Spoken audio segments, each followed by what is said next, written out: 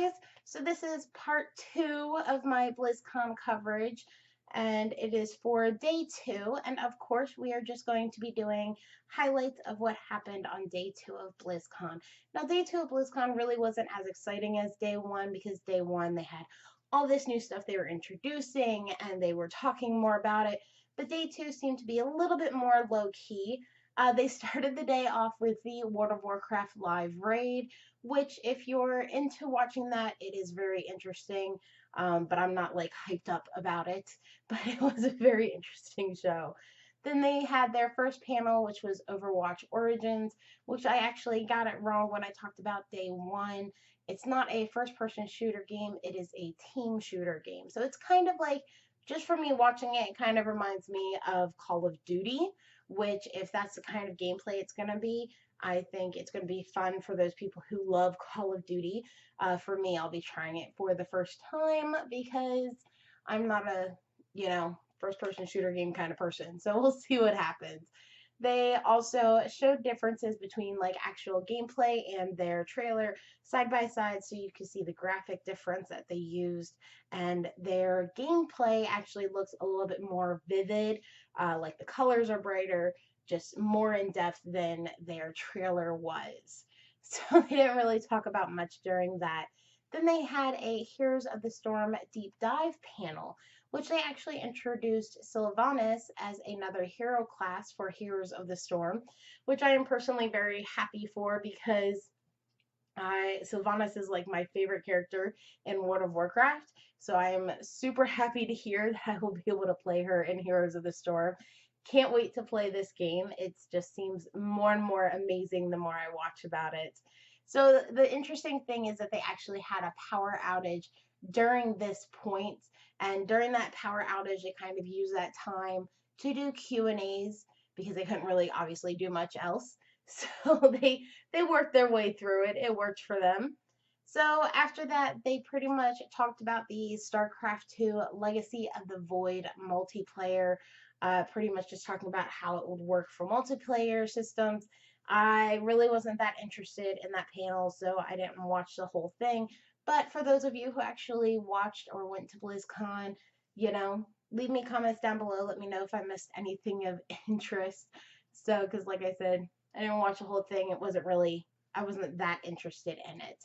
So after that, they did the World of Warcraft Q&A, which most of the time is extremely boring because it's just, different questions. But the fun part about this year is that the red shirt guy came back. Yes, he came back for another BlizzCon and asked questions, which it was very funny, the reactions that the devs had up on stage when they realized who it was. And I just thought it was amazing the fact that he was still wearing his red shirt. I loved it. It was so funny and so awesome.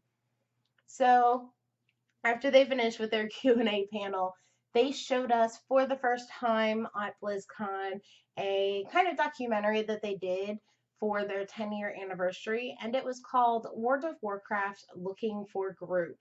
And they pretty much talked about the last 10 years of World of Warcraft, the last 20 years of the company, and I thought it was really great. It's a nice inside look at what happened in the past 20 years for this company, and what happened in the last 10 years with all of their World of Warcraft stuff going on. So it was really neat. I loved it.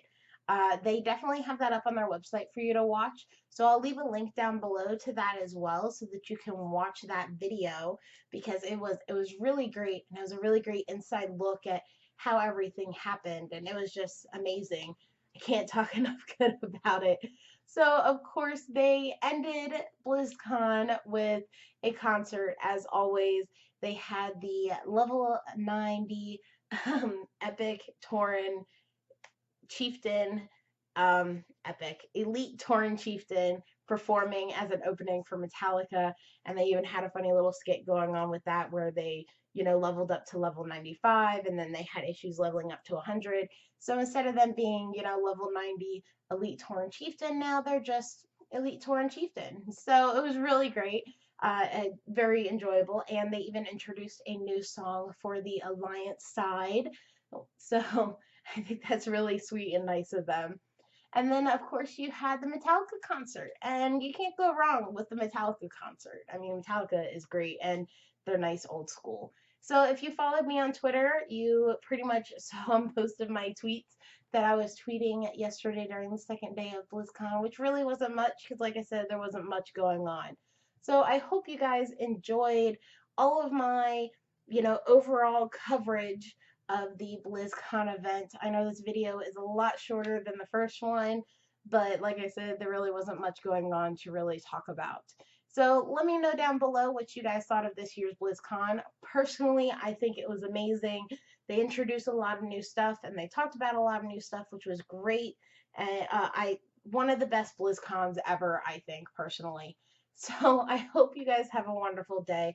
Make sure to hit that subscribe button so that you can see the rest of my videos for the holidays. And I hope you guys have a wonderful day.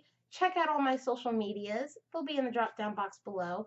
If you guys enjoyed hearing about BlizzCon, give me a thumbs up. And if you want to know more about me and playing World of Warcraft, let me know. Leave me a comment and let me know what you think. So I will talk to you guys soon. Have a wonderful day. Bye.